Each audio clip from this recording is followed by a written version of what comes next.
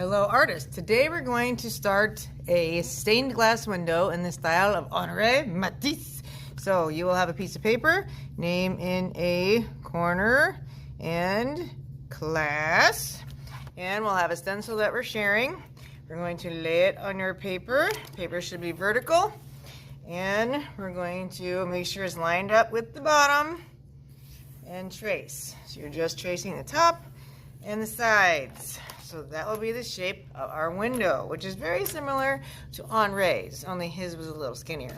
I'll have a couple handouts that have some shapes that Henri typically uses. This would be called the motif.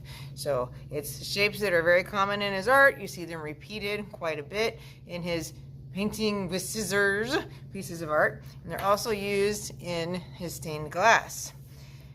So before I get too far, I'm going to take my pencil and lightly draw a couple horizontal lines just to break up the sections of the window, because in real stained glass they don't have giant pieces of glass. So I made this a little smaller, make two horizontal lines. If you want to, you could put a vertical line down the center. And don't worry if it's a little wobbly, that's okay. And then we draw some shapes. Do not make them teeny tiny, okay? So it'd be good to have maybe one shape per section. We can have things overlap the lines that you drew. Just don't make them miniature because of the next step, which involves tracing lines with glue. So pick a couple shapes that you like the look. Don't worry if yours doesn't match it exactly. So I made a moon and a star-like shape.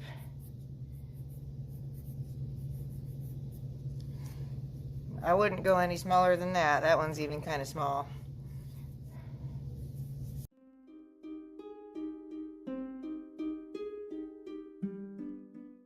Okay, so I have a few shapes. They are very large.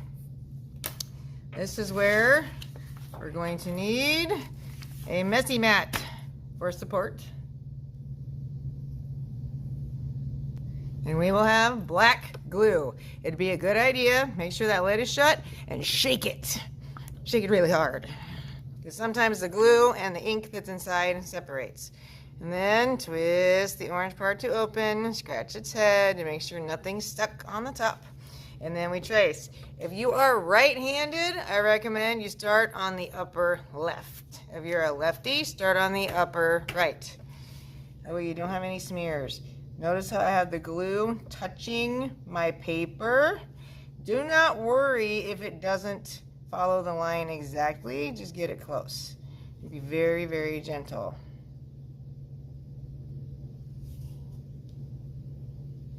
So I'm right-handed. I'm working my way from left to right and starting at the top.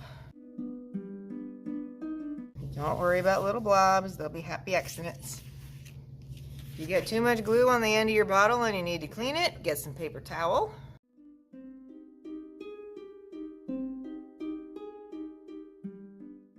And now I'm going to go in and trace my vertical and horizontals.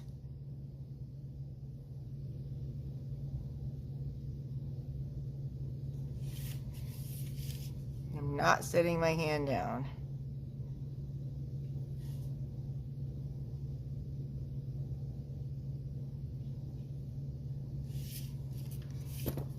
I'm not worrying about tracing that outside line. Next, we need to break it into slightly smaller sections with the glue. So you can think of it as spider webbing. Trying to connect them to the end of a line segment if I can. Next time, we'll add some color.